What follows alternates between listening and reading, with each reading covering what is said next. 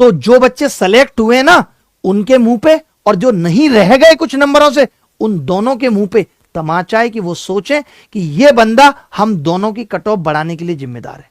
SSC को challenge करता हूं, तुम बता दो कि हम कहां गलत हैं, और हम बता रहे हैं कि तुम इतनी जगह गलत हो। तो इनका नाम कैसे आ गया लिस्ट 3 में? क्योंकि ये बहुत सॉलिड चीज है जो निकल के आई है सामने। पलाश जैसे ऐसे कितने बच्चे होंगे कि आप डीबी में सेटिंग करोगे इनसे? तो बेटा तैयार रहो कोर्ट में मिलने के लिए।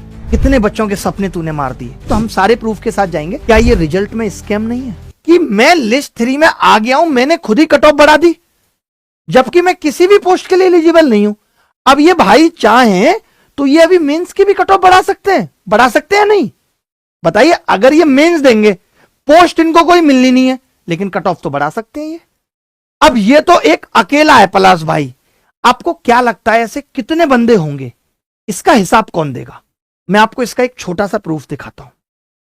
एक बात बताओ, इनके जैसे मान लेते हैं सिर्फ 3000 बच्चे थे, फॉर एग्जाम्पल 3000 बच्चे थे आपके जैसे, जो 30 साल से थोड़ा ऊपर थे और 32 साल से नीचे, 30 और 32 के बीच में 3000 बच्चे थे।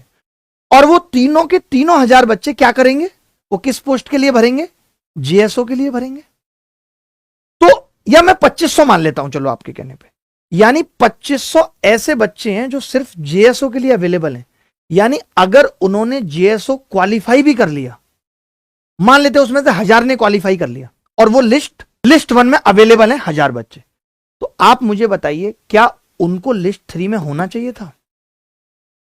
नहीं होना चाहिए था ना।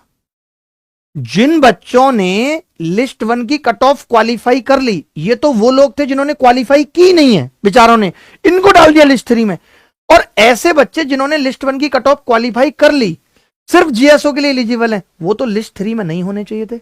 बट दुख की बात यह है कि पूरे के पूरे 18,000 समथिंग बच्चे जो लिस्ट 1 में, वो पूरे के पूरे अवेलेबल हैं लिस्ट 3 में। यानी ऐसा कोई बच्चा है ही नहीं जो कमबख्त 30 और 32 के बीच में, यानी सारे बच्चे 30 साल से छोटे थे।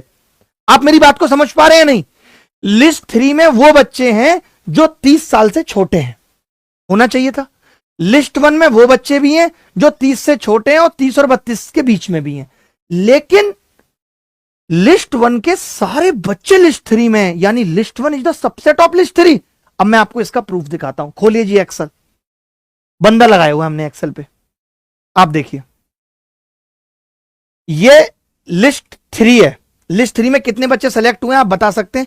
1,64,895, लगभग इतने ही बच्चे थे, 2-4 इधर उधर होंगे, यानी लगभग 1,65,000 बच्चे थे। लिस्ट 3 की काउंटिंग की है मैंने। लिस्ट 1 में कितने बच्चे हैं? लिस्ट 1 में 18,422 बच्चे हैं लगभग, जो जीएसओ के लिए एलिजिबल थे। अब जब मैंने इन दोनों को फॉर्मूला लगा के मैच कराया कि क्या ये बच्चे इस लिस्ट में हैं, तो आप देख सकते हैं, करते रहो भाई नीचे, सारे बच्चे मैच्ड हैं टोटल, पूरा घुमा दो नीचे उसे ऊपर तक, यानी कि पूरी की पूरी लिस्ट 1 लिस्ट 3 में अवेलेबल है।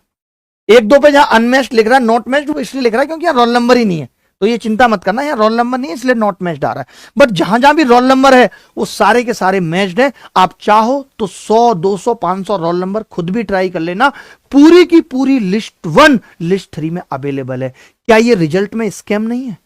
यानी कोई ऐसा बच्चा है ही नहीं जो 30 से बड़ा है, क्योंकि अगर कोई बच्चा 30 से बड़ा है तो वो लिस्ट 3 में क्या कर रहा है, मैं ये एसएससी से पूछना चाहता हूं। नमस्कार दोस्तों, एसएससी जीडी के अंदर स्कैम को लेके जो चर्चा है अभी तक काफी ज्यादा हो चुकी है, कोर्ट केस तक बात पहुंच चुकी है। अभिनव सर ने इस पर बहुत लंबी चर्चा की है और अभिनव सर का पूरा दावा है कि एसएससी जीडी के अंदर, तो बात छोड़ी दो, एसएससी सीजीएल के अंदर जो प्रूफ है, सॉलिड प्रूफ के साथ में कोर्ट केस हुआ भाई। और कोर्ट केस के अंदर जो चीजें निकल के आई हैं, एसएससी को भाई वो चीजें कबूल करनी पड़ी हैं। अब यहाँ पे बात यहाँ तक आ गई है, क्या एसएससी सीजीएल का रिवाइज रिजल्ट होगा? तो बहुत सारे बच्चों के कमेंट्स हैं, बहुत सारे बच्चों का यही सजेशन है कि सर रिवाइज रिजल्ट होना चाहिए। और भाई रिवाइज रिजल्ट होना भी चाहिए, क्यों नहीं होना चाहिए?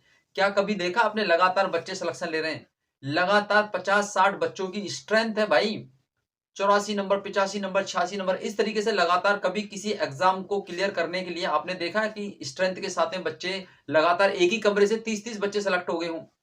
तो भाई देखो स्कैम हुआ है, बहुत भारी तादाद में स्कैम हुआ है। अब यहाँ पे बात बच्चों की डिमांड है कि क्या सर एसएससी जीडी में भी कुछ घपलाबाजी हुई है?